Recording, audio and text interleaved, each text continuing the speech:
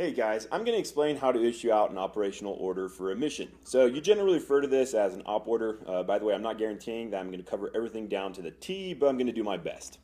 Alright, so just to give you some background. So the 5-paragraph order is something common to multiple nations part of NATO. So France, Germany, Italy, Spain, and the United Kingdom, just to name a few. Its main purpose is to improve interoperability between the militaries of these member nations. All right, so basically they all agree to use the 5-paragraph order format SMEAC. All right, so now this information isn't confidential, it's out there for everyone to see. Okay, so what does the 5-paragraph order SMEAC stand for? It stands for Situation, Mission, Execution, Administration and Logistics, and Command and Signal. Now the Marine Corps adds an O to SMEAC, making it OSMEAC. So O stands for orientation, and it's the first element of the Marine Corps op order. So OSMEAC stands for orientation, situation, mission, execution, administration and logistics, command and signal. All right, so now I'm going to go into each one of those. So orientation. So in orientation, you are orientating your subordinates. You're telling them where you are and where you're going. All right, so your present grid location is the first thing you say, so that is the 8-digit grid coordinate. Then you give the direction of attack. So for example, we will head northeast at 60 degrees for 100 meters. So this is the azimuth and distance. Then you give the objective grid location, which is an 8-digit grid coordinate. Then you give terrain and obstacles. So you want to talk about how the terrain and obstacles will affect your mission. All right, so if it's raining, you want to mention that it is raining and to not slip on a log. Or if it's a brushy area, that the enemy will use the brush to hide.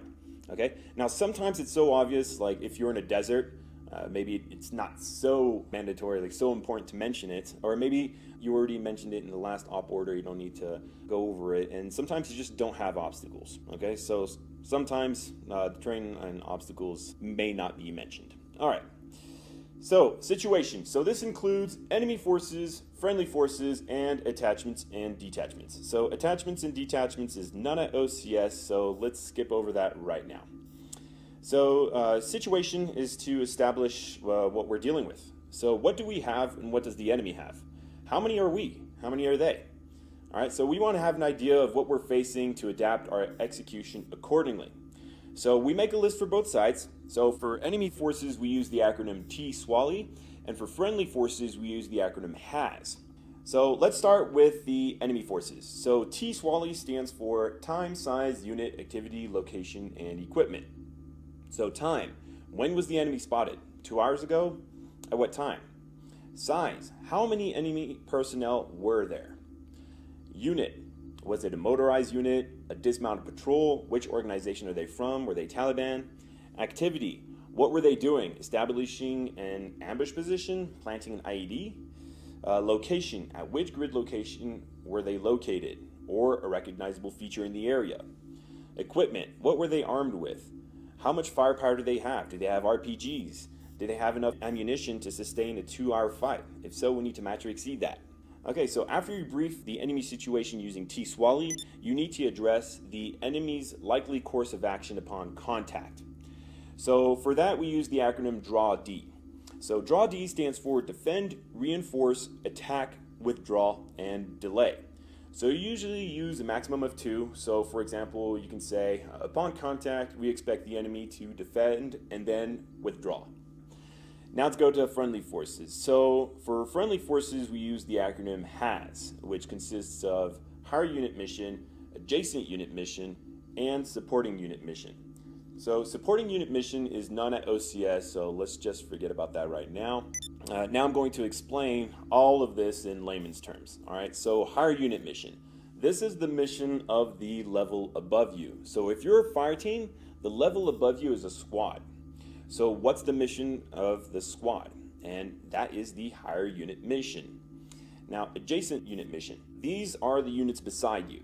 All right, so if you're a fire team, what are the missions of the 2 other fire teams? All right, you work together to complete a common higher mission. This is the higher unit mission. That's the mission of the squad. All right, so let me expand a bit on this. So let's say there are 3 parts to the puzzle big mission. All right, so part A, part B, and part C. So each fire team has 1 part. All right, so I call these parts mini missions. So they all work together to accomplish the big mission. So if your fire team is in charge of mini mission A, well, you can't accomplish big mission alone because you also need someone else to do mini mission B and mini mission C. So remember the acronym HAS from Friendly Forces? Well, the H of HAS, so higher unit mission, is the big mission. Okay? This is the overall mission that everyone is working together to accomplish. Now let's talk about the A in HAS, which is adjacent unit mission. All right, so let's say that your fire team is in charge of mini mission A in blue. Your task is to accomplish mini mission A. Your adjacent units, the two other fire teams, they also have their missions. Those are your adjacent unit mission. It's important for you to know what they need to do so that you understand how they play a role in the big mission, the higher unit mission. Okay, so then you know what to expect. All right, so all three fire teams have their own individual mission that contribute to the mission of the squad, the higher unit mission. All right, so now let's move on to mission. So mission is briefed using the 5 W's. So you brief the 5 W's in the following format: when, who, what, where, why. So when will the mission start? Who, which squad or fire team, so this is the team you are leading. What do they need to do? Where, at which grid location is the objective, and why, in order to do what. So you have to answer all of these questions in your mission brief. So now let's move on to execution. So commander's intent is none at OCS, so let's skip over that. Concept of operations. So this is where you talk about how the mission is going to go down. This is the big picture. All right, so let's refer back to that pie chart I used earlier. So in concept of operation, you talk about the big mission and the mini missions so that everyone understands how each mini mission plays a role in the big mission. All right, laying it all out like that is called the big picture. Okay, so as you brief this big picture, it has to be anonymous, sequential, and thorough so that everyone pays attention. All right, so by anonymous, I mean that you do not assign the mini missions to anyone. Otherwise, they'll just write down their mission and not listen to the rest. All right, so it's just human nature to block out excess information that might confuse or distract us from what we need to focus on. So because you need everyone to know what's going on, you cannot tell them what they will do individually and then talk about the big plan. You got to first tell the big plan and then assign them their individual tasks. So this is to ensure that everyone has the main idea of how every team will contribute to the higher mission. All right, so let's use an example. All right, so let's say that the squad's mission is to rescue a downed Marine pilot. The higher unit mission is to rescue the pilot. So we'll say mini mission A is to extract the pilot from the aircraft. Next, we'll say that mini mission B is to hold security at the crash site.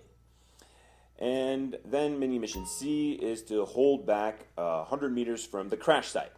So in concept of operation, you are giving the big picture, but you are not saying who is doing what. So all they hear is a fire team will hold back 100 meters from the crash site. Another fire team will hold security at the crash site. And the last fire team will extract the pilot from the aircraft. You don't say fire team 1 will do this, fire team 2 will do that, all right? So you're not identifying which fire team is doing what yet, all right? So this remains anonymous. All right, so it's sequential. So this is walking the dog, so you do not skip around in time, all right? So you explain the plan, the way it will be rolled out. So you start from the beginning of the mission and explain everything in the order that will happen all the way to the end of the mission. Next is thorough, so make sure that you do not leave out important information. You don't want a minor piece of missing information to screw up the whole mission. All right? Now, tasks. So you issue out the 5 W's, so when, who, what, where, why. This is where you finally assign those missions to your subordinates and designate which fire team will be the main effort. All right, so remember those mini missions I talked about earlier? That's what you're issuing out here in tasks. So you actually call those mini missions tasks. So if you're a squad leader, you give a task to each fire team leader. They take that task and make it their mission. So as you're doing the brief in tasks, you are being specific as to who is doing what. You are lifting the veil. In concept of operations, you remained anonymous. Here's where you break that silence and tell everyone exactly who is doing what. This is where you can say, on order, Fire Team 1, you will extract the pilot from the aircraft at the location of the helicopter crash in order to place the pilot on a stretcher and carry him out. You are the main effort. On order, Fire Team 2, you will hold security at the crash site in order to protect Fire Team 1 and the pilot during extraction. On order, Fire Team 3, you will hold back 100 meters from the crash site, 100 meters north of the crash site in order to provide security and support if needed. So now everyone knows their role and also knows what the other fire teams are doing. Notice that I said 100 meters from the crash site and then 100 meters north of the crash site. Well, that's because I have to say what he is doing. So you will hold back 100 meters from the crash site is what you're doing, and then the location is 100 meters north of the crash site. Okay, so it may have sounded repetitive, but it was on purpose. Okay, now let's move on to coordinating instructions.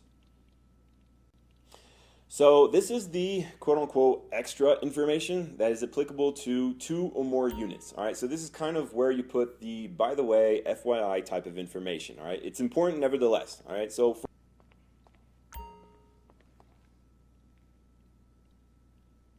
instance, at the LRC, the Leadership Reaction Course, the red paint represents unexploded ordnance. So you can simply say red is dead so that everyone knows not to touch the red paint. All right, let's move on to administration and logistics.